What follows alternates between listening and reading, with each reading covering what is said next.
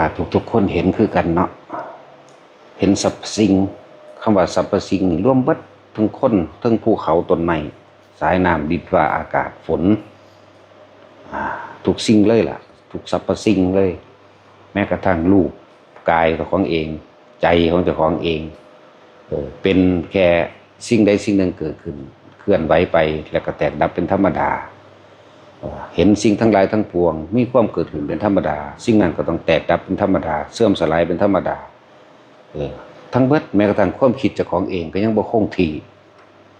ความคิดเฮาเองก็บ่คงที่นี่ตัวสำคัญเลยล่ะครับ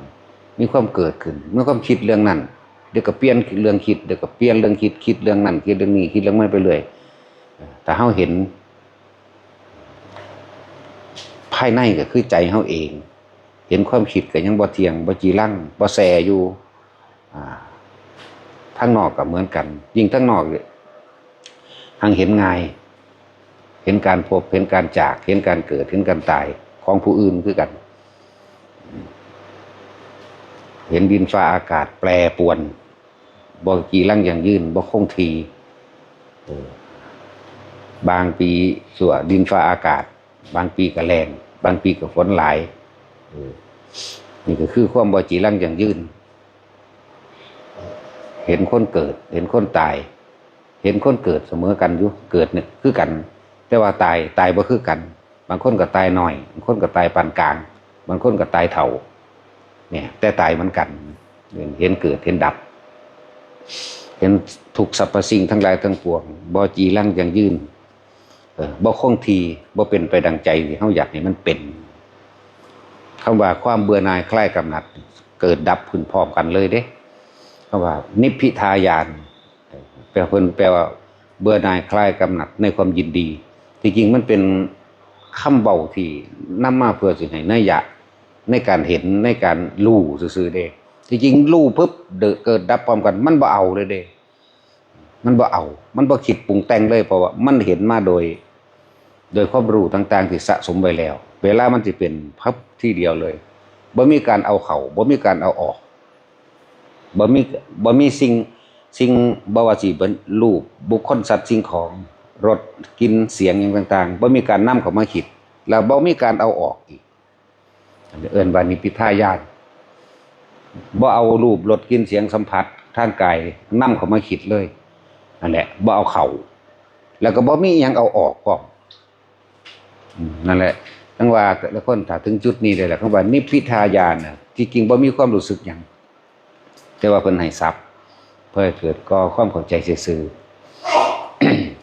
ๆทุกคนฝึกหัดตัวเองไป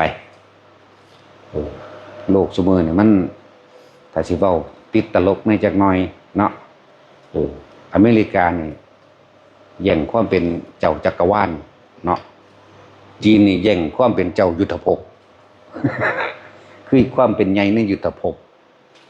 ไทยแย่งหยังแย่งผัวแย่งเมียกับแย่งมูลมรดกกัน กับแย่งว่ากูเก่งเท่านี้นี่ไทยอยู่จังซี่ล่ะ สั่น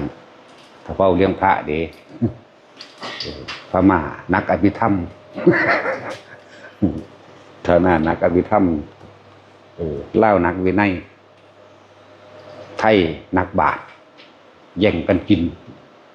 นั่นว่าตัดสิน สั่นสี่พวกเฮาฝึกหัดการเริ่มต้นตั้งแต่การให้ทานก็เพื่อสิสละความเห็นแก่ตัวในความอยากได้ในความอยากเป็นเด้บ่แม่นให้ทานเพื่อความอยากได้เพื่อความอยากเป็นเด้เรียกว่าให้ทานเพิ่มทุกข์แลกของนั่นเองให้ทานเงิน100 200หรือเท่าไรก็สร้างส่วนมากมีแต่ให้ทานเพิ่มทุกข์โดยการขออธิษฐานขอนึกเอาสาธุเด้อผู้ข้าพ้นจากทุกข์จากยากให้ร่ำรวยถูกหวยลอตเตอรี่รางวัลที่1แจ็คพอตก็ว่าไปแล้วก็ให้ปราศจากโรคภัยไข้เจ็บให้ลูกให้หลานหรือให้ตัวเองสอบได้นั่นเป็นนี่มันก็เลยบ่รู้จักว่าเห็นถูกแล้วสิเห็นธรรมหรือสิเห็นความจริงเห็นแบบใดบ่มันบ่เห็นแต่ความอยากได้อยากมีอยากเป็นเห็นแก่ตัว นั่นแหละคนเฮาก็เลยเป็นทุกข์เพราะว่าเฮาดิ้นรนขนขวายความสมหวังแต่ว่าบ่ได้เห็นสิ่งที่มันเลยความสมหวังไปคือความบ่จีรังยั่งยืนกับความแตกดับความตายนี่เลยความสมหวังไปแม้นอยู่ในระหว่างบ่สมหวังก็สร้างก็อยู่ในความแตกดับความเสื่อมสลายความบ่จีรังยั่งยืนนั่นเองอย่าลืมว่าทุกคนนั่นเจ้าสิรวยก็ช่างความทุกข์ก็เกิดกับคนรวยได้จนก็ช่างความทุกข์ก็เกิดกับคนจนได้และรวยและจนบัดนี้สุขก็เกิดได้ทั้งคนรวยและคนจนที่นี่ทั้งคนรวยและคนจนสามารถเข้าถึงมรรคผลนิพพานเสมอกันนี่บ่ได้แบ่งบ่ได้แยกคนรวยและคนจนมีสติปัญญาในการที่เห็นความบ่จีรังยั่งยืนของโลกได้เหมือนกันคำว่าของโลกก็ของเบิดนั่นแหละทั้งคนทั้งสัตว์ทั้งต้นไม้ทั้งน้ำทั้งดินฟ้าอากาศแห้งแล้งหรือซุ่มเย็นหรือน้ำท่วมน้ำบ่ท่วมนั่นแหละสุดท้ายก็ทุกคนเห็นคนเกิดคือกันเด้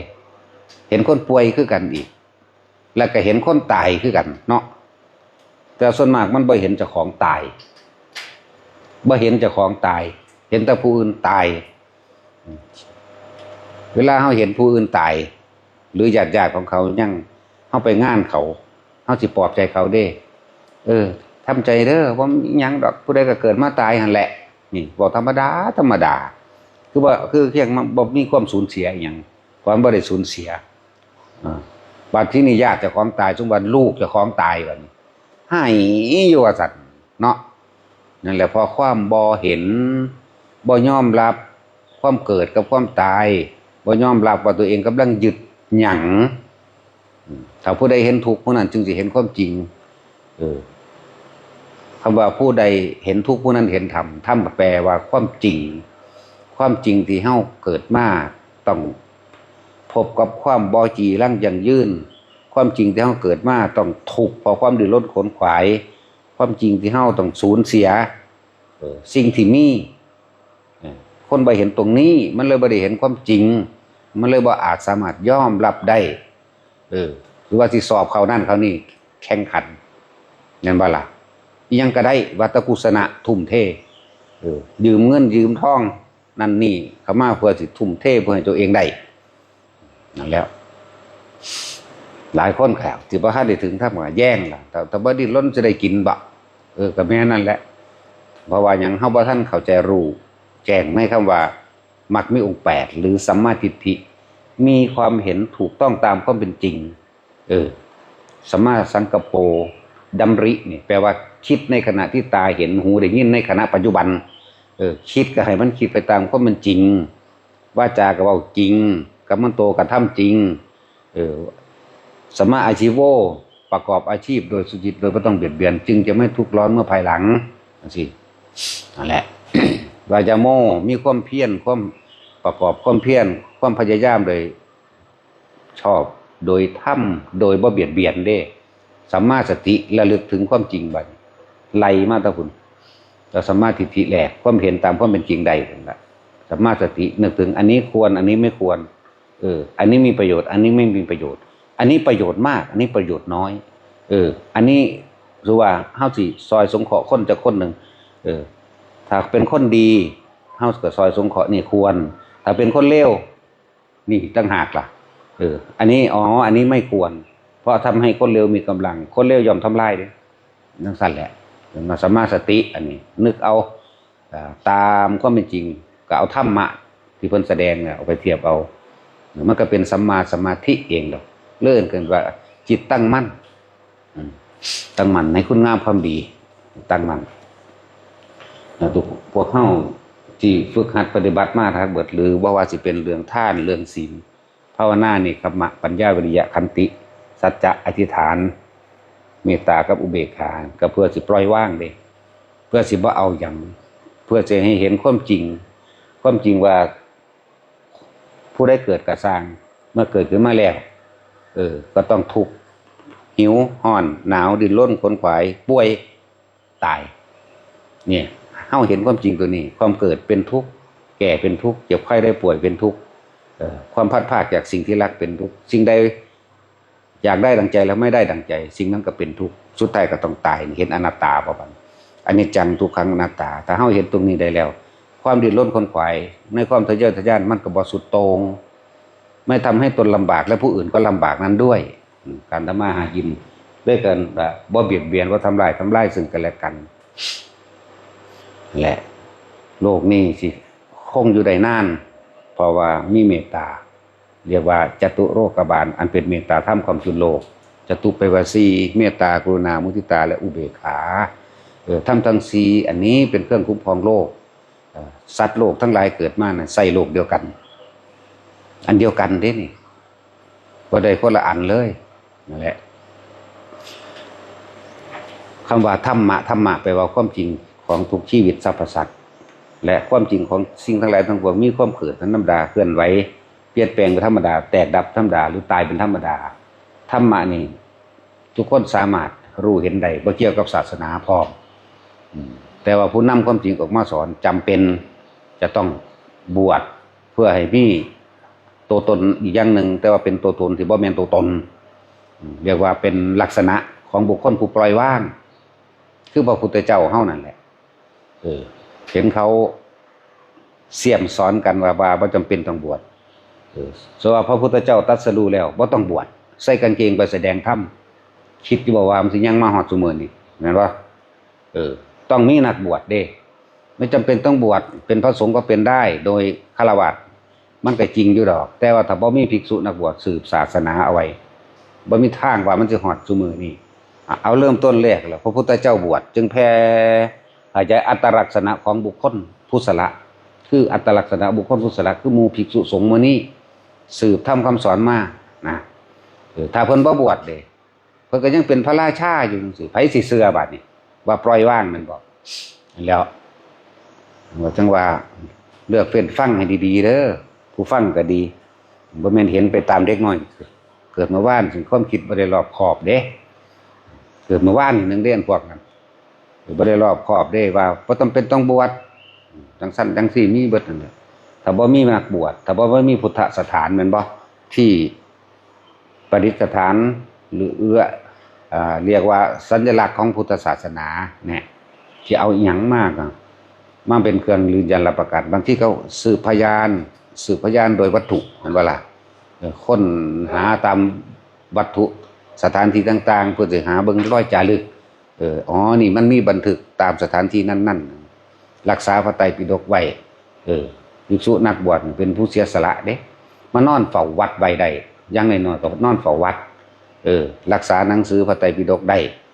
พวกนั้นสานอนอยู่น้ำผัวน้ำเมียซื่อๆมันสิไปรักษาหยังแม่นบ่ล่ะเจ้าสิเป็นโสดาสกิทาคามันก็เอาผัวเอาเมียอยู่ก็เป็นพระได้โสดาสกิทาคาอยู่แต่ว่าเจ้า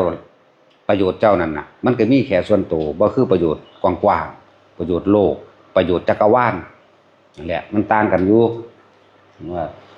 ที่ไปฟังมาแล้วจิตหน้าดีๆเด้อถ้าบ่มีภิกษุนักบวชมันเสื่อมตะโดนแล้วเสื่อมเบิดนั่นแหละก็ต้องอาศัยบ่ซั่นสิว่ารูปกับน้ำบ่เนาะก็ต้องอาศัยรูปวัตถุอีกตัวก็คือนี่รูปบุคคลเรานี่เป็นนักบวชน้ำก็คือโตธรรมพุ่นละบัดนี้นำออกมาแสดงสั่งสอนบุคคลผู้ใดฝึกหัดปฏิบัติไปแล้วก็รู้เองนั่นแหละทั้งเบิดมาที่เฮาฝึกหัดปฏิบัติเพื่อให้เห็นสิ่งที่ตัวเองหยุดเด้อเฮาหยุดกับความบ่จีรังอย่างยืนเฮาหยุดกับความบ่เที่ยงแท้แน่นอนเฮาหยุดกับความเกิดความดับความแตกความเสื่อมสลายเด้เฮาเลยเป็นทุกข์เฮาหยุดกับสิ่งนี้พวกเฮาเลยทุกข์เดี๋ยวนี้อนิจจังทุกขังอนัตตาถ้านิพพิทามันเห็นตามความเป็นจริงได้แล้วมันเกิดดับพร้อมกันมันมีคำเว้าอีกต่อไปได้จักบ่ล่ะบ่แม่นดึงสิ่งที่เห็นเข้ามาพร้อมบ่แม่นมีเอาสิ่งที่มีอยู่นี่ออกพร้อมมันอยู่ของมันแบบนั้นจักว่ามันบ่มีซ้ำนะมันเป็นแบบนี้คำว่านิพพิทาจริงๆแล้วบ่มีอารมณ์ความรู้สึกบ่มีการเอาเข้าบ่มีการเอาออกมันอยู่ของมันเช่นนั้นแหละอธิบายนิพพิทาให้เขาฟังบ่แม่นคำพูดบ่แม่นต้องอย่างนั้นต้องอย่างนี้แต่ก็ต้องอาศัยอธิบายให้ฟังนิพพิทะหรือนิพพิทานิพพานนิพพิทะนี่นิพพานชั่วขณะถ้านิพพิทาเนี่ยเห็นตามความจริงเราเกิดความเบื่อหน่ายคลายกำหนัดโดยอาศัยความรู้สึกของตนเองไม่มีถ้ามันบ่มีความรู้สึกต้องบ่มีการคิดถ้ามีการคิดต้องมีความรู้สึกเข้าใจว่าล่ะพ พอใจกับไม่พอใจนี่พอใจหรือไม่พอใจก็ไม่มีไม่ใช่ไม่พอใจก็ไม่ใช่อีกเลยหอดคำว่าอุเบกขาความรู้สึกอันเป็นอุเบกขาเป็นความรู้สึกหมายว่าอันนี้ไม่มีความรู้สึกเกิดดับพร้อมดับพร้อมดับพร้อมและคำว่าเบื่อหน่ายคลายกำหนัดไม่มีการเอาเข้าและไม่มีการอันออกเห็นคนปุ๊บมันก็บ่คิดเด้ปุ๊บเลยเพราะว่ามันเป็นอย่างที่เซตซับร่วมรูปแล้วร่วมรูปร่วมซับร่วมน้ำร่วมอย่างที่บ่ต้องเป็นต้องอธิบายอีกและเอื่นว่านิพพิทายานญาณแปลว่ารู้ความดับเกิดดับพร้อมจากว่าอันนี้เป็นภาษาซื่อๆเด้ความจริงไม่มีภาษาเอาละพอครับในเป็นการรักษา3,294 บาทครับ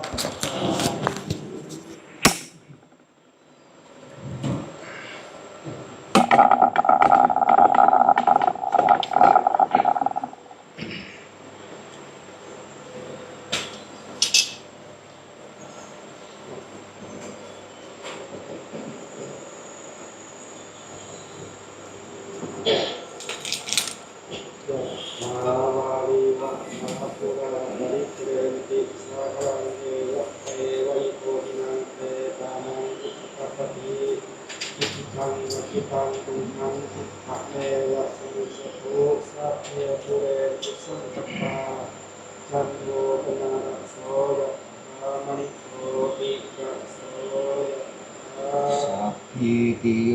วิวัชชันตุสัพพะโลก